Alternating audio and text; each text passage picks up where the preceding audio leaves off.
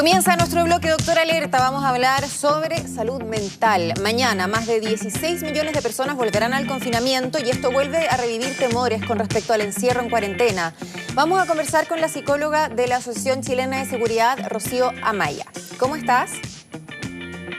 Hola, buenos días Claudia, ¿cómo estás? Buenos días, muy bien, gracias. Bueno, todos sabemos que el 2020 fue un año muy complejo respecto a la salud mental, el encierro, la incertidumbre laboral, económica, sanitaria, si nos podíamos enfermar, si nuestros papás, nuestros abuelos se podían enfermar. La carga para los papás por los niños que están en la casa teniendo clases remotas, el teletrabajo, todo esto.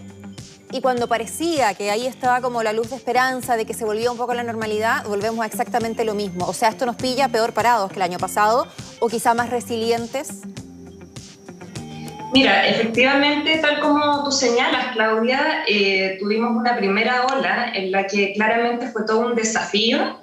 La adaptación que nosotros hacíamos respecto de nuestros comportamientos y nuestros hábitos, ¿no? En esta primera ola nosotros pudimos experimentar síntomas psicológicos que tenían que ver con la incertidumbre, con la ansiedad, el miedo intenso, por ejemplo, a contagiarme, a contagiar a los demás. No teníamos mucha claridad respecto de cómo iba a evolucionar este tema de la pandemia.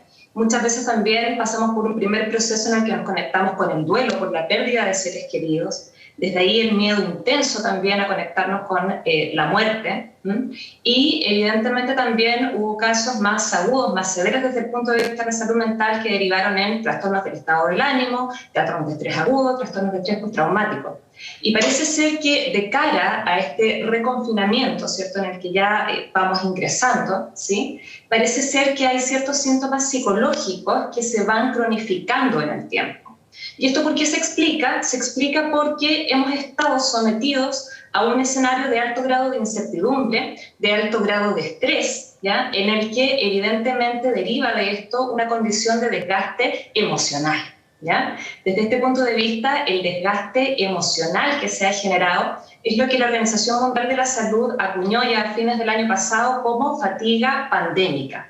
La fatiga pandémica entonces tiene que ver con este estado de desmotivación que se va cronificando con esta fatiga emocional y que se explica evidentemente porque en un primer inicio, cuando estamos en esta situación, ¿cierto?, de incertidumbres y de cambios constantes en nuestras pautas de comportamiento, lo que empieza a ocurrir es que la persona va echando mano de sus estrategias de afrontamiento, ¿no? Y de esta manera logramos de una u otra manera poder adaptarnos en esta primera ola. Pero cuando vamos observando que esta situación de incertidumbre se va sosteniendo en el tiempo, se va perpetuando, lo que va ocurriendo tiene que ver con que la persona se ve obligada a generar otro tipo, a recurrir a otro tipo de estrategias de afrontamiento y desde ahí el agotamiento, esta fatiga emocional, la fatiga pandémica de la que se habla, evidentemente puede surgir como resultado.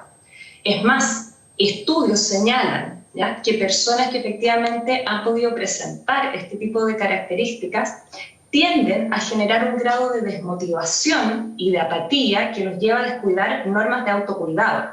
Hay estudios que revelan, por ejemplo, se hacía un estudio que revelaba que personas que tenían un diagnóstico, ¿ya?, de cuadros depresivos, ¿ya?, tendían por un tema de desmotivación y de desesperanza a descuidar medidas de autocuidado como por ejemplo el lavado de manos. Con esto no quiero decir que todas las personas que puedan estar cursando con una depresión evidentemente van a descuidar las medidas, pero sí resulta interesante poner el foco respecto de la relación entre ambas variables. Y es que evidentemente ya nuestro sistema nervioso está programado para que nosotros podamos responder atingentemente, ¿ya?, a estímulos que son focalizados, específicos, y luego retomar nuestras rutinas como las conocemos. Claro, porque yo creo que todos hemos un poco cambiado en algún minuto, no sé, si pedíamos mercadería a domicilio, desinfectábamos absolutamente todo, lo dejábamos hasta el día siguiente, antes de tocarlo, guardarlo, en fin. Y finalmente hemos dejado quizás de ser tan estrictos, ¿no? Pero hay personas que viven la desmotivación de otra manera y que es las ganas de quedarse acostados, de no hacer nada o que no te importe nada. Y eso ya sí lo podemos asociar con un trastorno depresivo, ¿no? Mira, Justamente tal como tú señalas, ya lo que tenemos que distinguir tiene que ver de cuándo nosotros estamos hablando de un trastorno, ya, y cuándo estamos hablando de un episodio. Ya. Es importante hacer esa distinción porque en un contexto como en el que estamos actualmente, donde hay bastante incertidumbre, donde nuestras pautas de comportamiento están cambiando constantemente, evidentemente no es extraño en este contexto, vamos a decir, de normalidad, que podamos presentar algunos síntomas que pueden tener que ver con, en el fondo, episodios más breves de melancolía o episodios más breves, en el fondo, ansiosos, pero que no constituyen necesariamente trastornos. Y acá un poco es importante generar cuál es la diferencia, ¿no?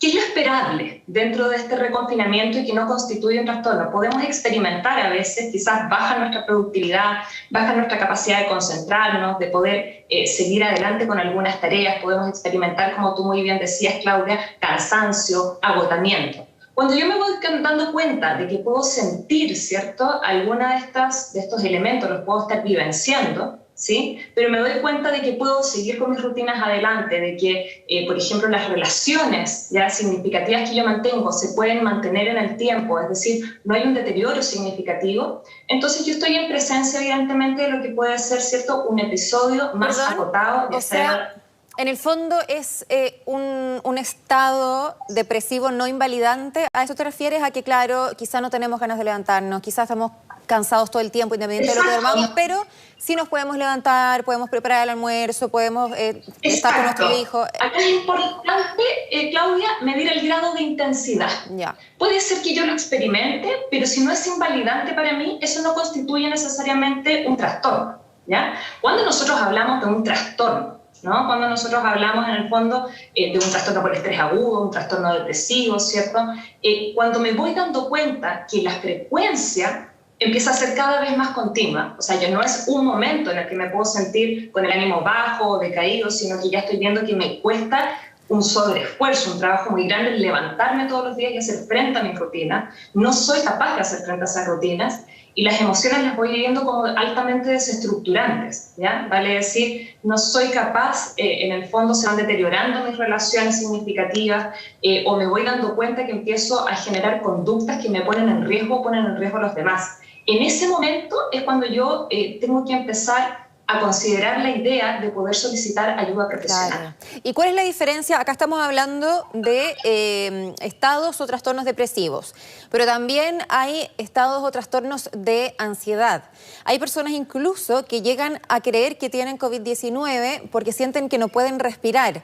Y claro, es porque están hiperventilando, efectivamente los pulmones están a tope, pero esta sensación de angustia o de opresión en el pecho los hace sentir esos síntomas. Y además que, bueno, finalmente la mente sí es muy poderosa y nos lleva a somatizar. ¿Cuáles son los síntomas de un cuadro ansioso? ¿Cómo reconocerlos? ¿Cómo controlarlos también? Porque a veces por ahí se nos pueden escapar y hay que pedir ayuda, pero también si sabemos reconocerlos, ¿podríamos hacer algo eventualmente? Claro, una de las características más importantes, Claudia, cuando nosotros hablamos de este tipo de escenarios, tiene que ver con que hay una sensación de hipervigilancia, ¿ya? Básicamente empiezo a estar con la visión muy agudizada respecto de ciertos factores que en este caso pueden tener que ver con la pandemia, voy buscando coincidencias, me cuesta, por ejemplo, mantenerme quieta o sentada, no soy capaz de concentrarme en una cosa, no soy capaz de tomar decisiones, empiezo a sentir constantemente esta aceleración en el cuerpo, a veces puedo debutar en el fondo con crisis de pánico, como tú muy bien señalabas, que es como esta sensación en el fondo de sentir que salgo de control, ¿ya? Hay alteraciones a nivel del sueño y evidentemente empieza a manifestarse de una manera tal que empieza a ser invalidante para la persona, es decir, la persona no puede seguir adelante. Por ejemplo, también puede aumentar el consumo de ingesta alimenticia o de otras sustancias, ¿sí? La persona está constantemente en un estado de alerta. ¿Y cómo podemos reconocer en este caso una ansiedad que puede ser normal y que yo creo que hay muchísima gente que producto de lo que hemos pasado está ansiosa o más ansiosa de lo normal? Y cuando ya estamos hablando de una crisis de pánico o algo más grave, que es esa sensación de básicamente me va a dar un infarto, me voy a desmayar, en fin. Claro, una de las grandes diferencias ya tiene que ver con que cuando hay un cuadro en el fondo ansioso, tiene que ver con un miedo que es intenso a perder el control. un miedo intenso, por ejemplo, a enfermar o a que alguien de mi familia enferme. Tengo constantemente esta sensación de que algo malo va a suceder. Sin embargo, cuando nosotros hablamos de una respuesta, vamos a decir, más esperable dentro de este contexto, evidentemente sabemos que es natural reaccionar con un poco de ansiedad. La diferencia está en el nivel de intensidad. Esta ansiedad que yo voy sintiendo no me desestructura, me permite seguir con mis rutinas, no es un pensamiento que ocupe todo mi día, sino que efectivamente soy capaz en el fondo de ir generando distintas tareas, de ir, por ejemplo, estableciendo con normalidad y con funcionalidad relaciones significativas, es decir, no me desestructuro a partir de lo que estoy sintiendo, y esa es una de las principales diferencias, ¿no? Rocío, ¿y qué hacemos? Porque el año pasado, obviamente todos los días prácticamente hablábamos con algún experto en salud mental y al principio para orientar a las personas o evitar sobre todo que quienes estaban teletrabajando y encerrados sufrieran las consecuencias en su salud mental de todo esto, se decía, por ejemplo, que se estableciera un horario, que se levantaran, que no se quedaran con pijama, que hicieran ejercicio dentro de lo posible, que la rutina, que los horarios, etcétera. Pero eso fue generando mucha presión en la gente. Las mamás, por ejemplo, mantener a los niños entretenidos, que las tareas, que vestirme, que hacer ejercicio, que comer sano. Entonces, al final para mucha gente fue peor, ¿no? ¿Cómo lo enfrentamos ahora que ya vivimos todo eso, que sabemos que mucha gente la perjudicó, que se sintió presionada, que no le resultó esto de imponerse horarios, actividades, etcétera?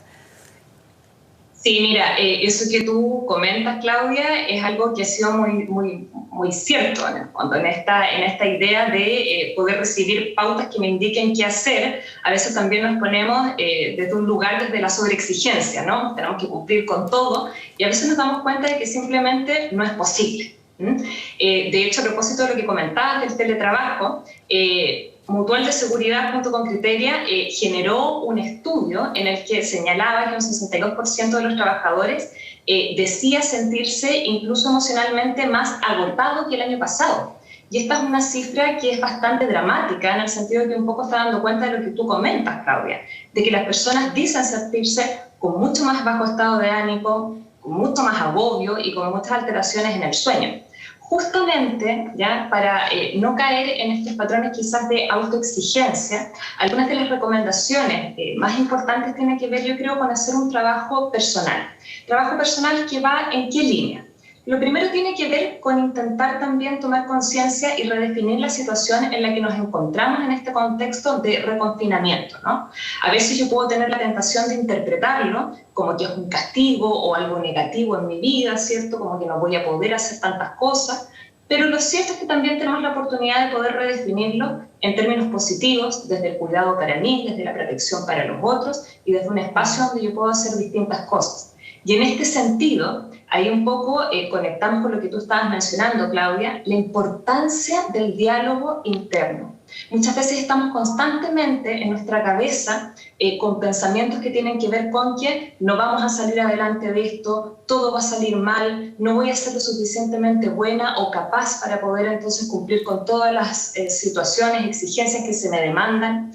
Y eso evidentemente hace que nuestro sistema nervioso interprete que estamos en un constante estado de alerta, de estrés. Y por lo tanto el tono emocional que vamos a generar desde ahí tiene que ver con un tono que es bastante ansioso, que es bastante melancólico. Quizás el ejercicio tiene que ver con empezar, así como existen los hábitos de higiene, ¿no? Generar hábitos de higiene mental, ¿ya? En el que yo tome conciencia de cuáles son los pensamientos que voy teniendo. Quizás focalizarme más en el presente, quizás focalizarme en lo que funciona, quizás focalizarme en aquello que está dentro de mi control y que depende de mí poder cambiar. Y eso nos lleva efectivamente a una segunda recomendación que tiene que ver con el ser capaces de establecer círculos de poder. Es decir, cuando yo me encuentro en una situación que es agobiante o que es estresante o incierta como la que estamos viviendo, lo primero tiene que ver con quizás diferenciar aquellos aspectos que dependen de mí cambiar y aquellos que no dependen de mí cambiar. Y quizás poner el foco en aquello que sí depende de mí cambiar. ¿Sí? Sí. Dentro de eso, sí. Es importante hacer un análisis introspectivo, pensar en lo que nos está pasando, compartirlo, dejar detrás la culpa también, aprovechar este fin de semana que vamos a estar hiper encerrados, si queremos ver una serie y no levantarnos a hacerlo, en el fondo no exigirnos más de la cuenta, tomando en cuenta que ya estamos en un escenario sumamente complejo y exigente de por sí. Muchas gracias por conversar con nosotros de este tema, Rocío Amaya, psicóloga de la Mutual de Seguridad, que es un tema que nos va a seguir acompañando durante todo el año, ¿no? Así es, Claudia. Que estés bien, hasta luego.